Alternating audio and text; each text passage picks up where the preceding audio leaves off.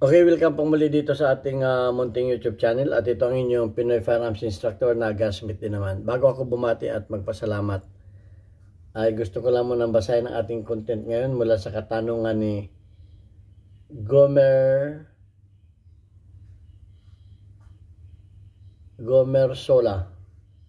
Isola. Okay, so ang sabi niya, good evening sir, tanong lang po ako bakit ang government model Colt na 45 M1911 US Army minsan pumuputok, minsan hindi. Tinignan ko ang basyo, minsan ang tama ng firing pin nasa gitna, minsan hindi. Salamat po. Okay, bago natin yan sagutin ay gusto ko lang kayong pasalamatan dahil tayo ay umabot na sa mahigit na 46,600 na mga subscribers at medyo bumilis yung ating pagdami ng subscribers dahil yan sa inyong pagla-like at pag-share ng ating mga videos. At lalo tigit maraming salamat dito sa mga silent viewers na hindi nag-skip ng ads dahil tumataas naman ang ating revenues at ang kinikita natin sa YouTube channel ay tinutulong natin doon sa 6 na estudyante nating mga beneficiary na mga anak na single parent. Kung wala tayong beneficiaries, wala naman tayong YouTube channel. Kaya kung ginawa yan ay para sa kanila. Okay, at maraming salamat do sa mga nagpadala dito nagpadala ng tulong dito sa ating GCash number. Huwag po ninyong tawagan yung number na yan para bumili ng baril. Wala po kaming ibinibinta ng baril. Nagre-reklamo na yung aking anak. Yan po ang aking tesorera. Tumawag kayo dyan o mag-message kung kayo ay may ipaabot na tulong para sa ating mga beneficiaries. At kagaya ni para kayo ay ma-recognize, kagaya ni Aljun Dating at ni Jobet Francisco ng Teresa Rizal. Ngayon din maraming salamat kay Noli Peace America ng Virginia, USA sa pagpapadala naman sa ating mga premier videos. Malaki ang naitulong ninyo sa ating mga beneficiaries at pagpalain kayo ng ating Panginoon. So pumunta na tayo sa katanungan. Colt Model 45 M1911 US Army. So ito yung kung original ito, lagi ko sinasabi, ito ay hindi nagmimintis kung nasa kondisyon ito. At sabi nga sa history ay nung tinesting itong baril na Colt M1911 noong December 29 1910, kung hindi ako nagkakamali, ay 6,000 rounds.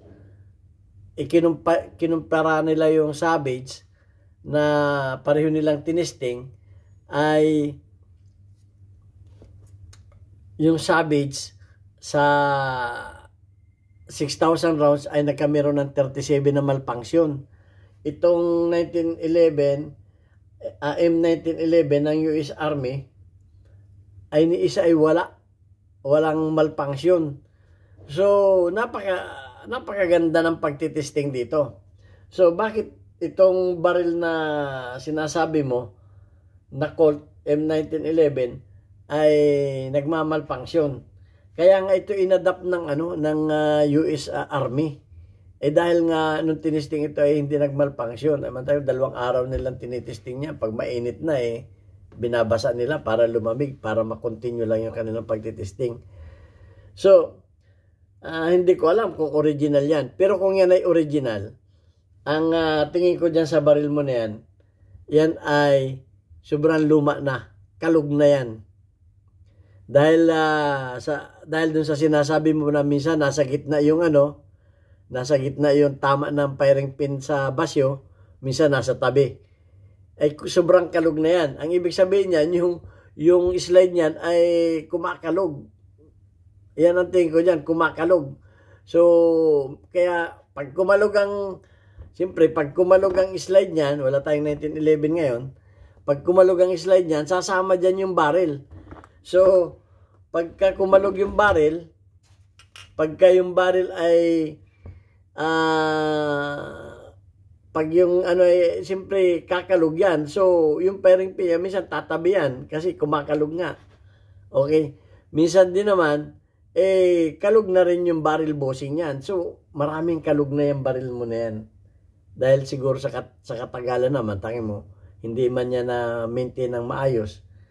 Ang tingin ko dyan ay kalug na. Ang isa pa, baka yung barrel link niya na hindi na original, okay, pag maiksi ang barrel link mo niyan, hihilahin yung barrel mo niyan pababa.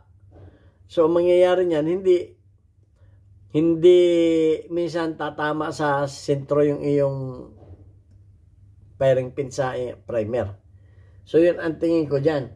Dahil, kung yan ay marami nang ginawa dyan, kinukulikot na yan, minsan din, pagkalog na yung bala dito sa kanyang chamber, pagkalog na yan, di siyempre, pag malaki ng kalog niyan, lalo na kung yan ay pinaglilihan na, magiging tapered na yan.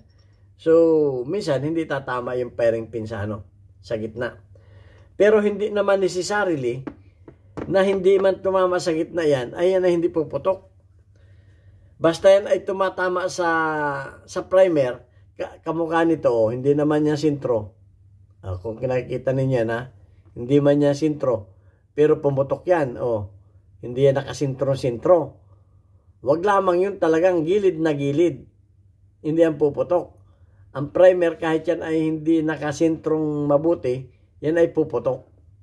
Sa aking experience, kasi kamukha nga nito.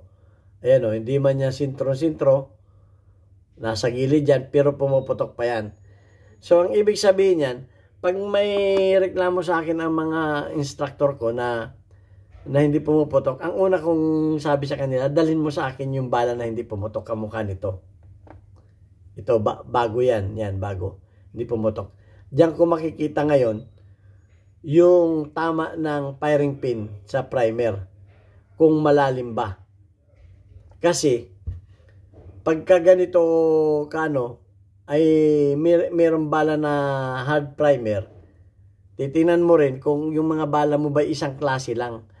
Kasi pagka hard primer, magmi-misfire talaga yan. Pag hard primer ang gamit mo. Kasi may light at may hard primer. Ang isa pa, kamukha nito, hindi pumutok. Ang problema nito ay mainspring. So, chinik ko yung mainspring ay may putol na. So, nagpalit ako ng bagong mainspring. So, wala dito yung ating mainspring. Okay? So, yun ang problema. Kaya minsan, hindi pumuputok, yung mainspring ay mahina na. Dapat kasi ang mainspring ninyo ay, ang standard kasi ng mga 1911 ay 25. Yan ay pang hard primer yan. 25 pounds ang mainspring yan. Pero kung yung mga shooter gumagamit ng 19 pounds o 18 pounds, dahil ang gamit nilang primer ay light primer at pang competition para hindi mahirap mag-recoil. So ayan ang mga At ang isa pa ay yung una kong tinitingnan ko dyan ay firing pin. Minsan ang firing pin napuputol. Pero yung kaputol niya ay hindi lumalaglag, hindi lumalabas, nandun lang siya sa loob. Kaya pagka nakatungong ganyan at sinusundot ko dito, at pag yan ay hindi sumama pabalik, putol yan. Putol. O di kaya binubuksan ko na talaga para makita ko ang firing pin. Kung may firing pin kasi putol na, hindi lumalaglag kasi nga ang diameter ng firing pin ay paliit na ganun, paliit yung dulo. So pag naputol yan doon sa parting medyo malaki ng konti, hindi yan lalabas. Nandun lang siya sa loob. So yun ang isa pang problema dyan. At pagka ganun, ay di, siyempre papalitan mo na ng firing pin. Okay, baka yung firing pin mo naman, titinan mo rin yung dulo ng firing pin mo kung yan ay pudpud na. Okay, isa pa rin yan, pag pudpud na yung dulo ng firing pin mo. Yan ang isang mga ganon. Pero yung nireklamo mo na minsan ay nasa gitna ang tama at minsan ay nasa tabi, yun ay tingin ko dun ay kalug na. At maaring kalug na rin yung iyong barrel. Dun sa kanya hindi na naglalak kasi yung mga 1911 naglalak dito yan. May mga parangasang dito naglalak dito. Wala lang tayo niyan.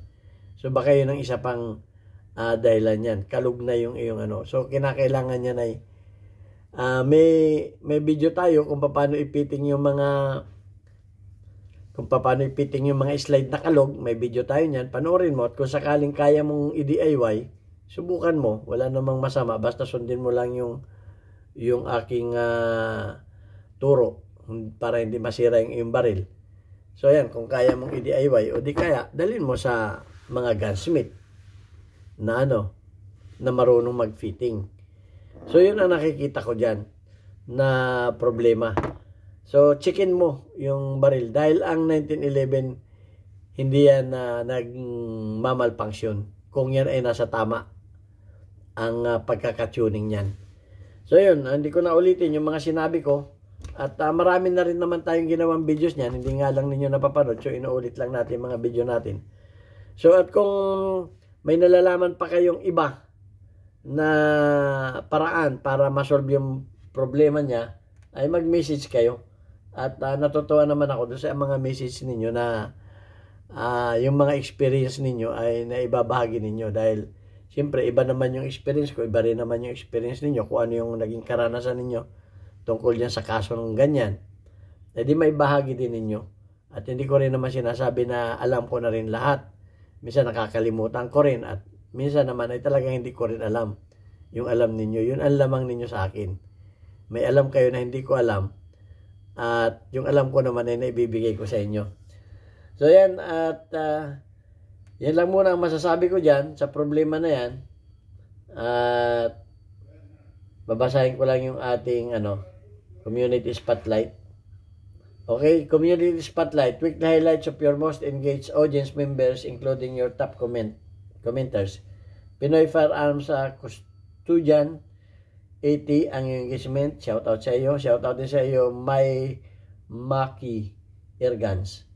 Okay, tuwang engagement. Shout out kay Amboy Lianes. Meron kang 47 engagement. Shout out kay OFW Palaboy. Meron kang 1 engagement. At shout out kay Gameboy. Meron kang 67 engagement. Okay, at shout out din doon sa aking mga kababayan sa Pinamalayan Oriental Mindoro. Bisitahin po ninyo ang aming bagong Papa Burgers sa dati kong machine shop, Alvarez Street, Pinamalayan Oriental Mindoro. Mababait po yung aming staff. At makaka-order kayo dyan ng buy one take one na burger.